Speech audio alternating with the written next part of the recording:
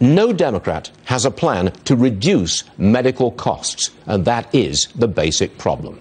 It's 262 days to the election. My prediction, healthcare is not the winning issue the Democrats thought it would be. And here's my question. Well, what else do they have? All right, let's get straight at it. Tammu Bruce is with us, Fox News contributor and host of Get Tammu Bruce on Fox Nation. Very important. I've got to see that. Yes, thank you. You do. I'll tune in. Even though you get the real thing right here, but there you go. I'll take the real thing. Right, yeah, same here.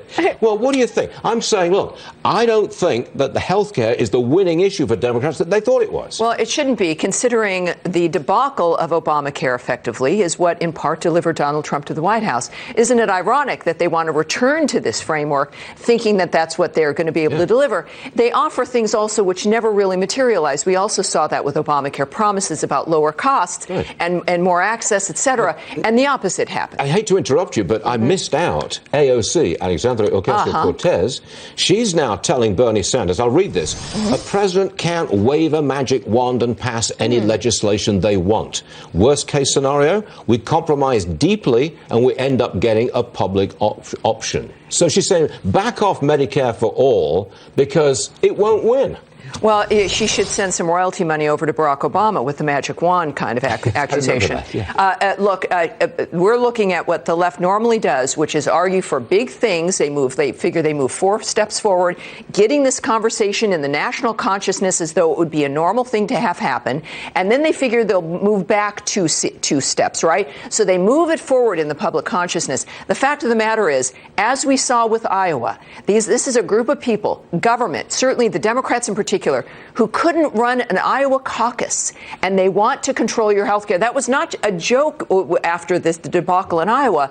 It was a real concern. There's all these ideas. They have no idea how to implement them. They're making it up as they go along. And, look, this is where the Republicans must come in. The president must realize this is their opportunity to remind people about the free market, control of your own health care, that the government will destroy your life, that when they say the government is here to help, as President Reagan noted, that is the thing to be afraid of. And this is what the Republicans must do as we move forward. Why did you write in your article, February is the month which will mark the re-election of Donald Trump? It was a perfect storm. Things came together completely. You had everything ranging from, of course, the Iowa debacle and a great State of the Union address. The economy still was moving forward. You have the other problems, of course, with the Democrats and their candidacies in general, some general chaos.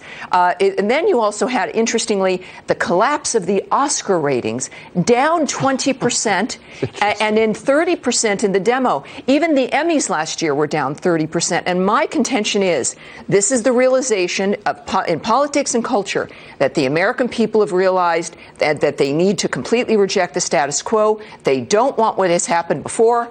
And with watching, of course, then the acquittal with the impeachment and the president's moving forward on the issues, it's about Americans beginning to look more closely because we're closer to the election, and they're seeing what they don't like with the Democrats. All of these things are coming together.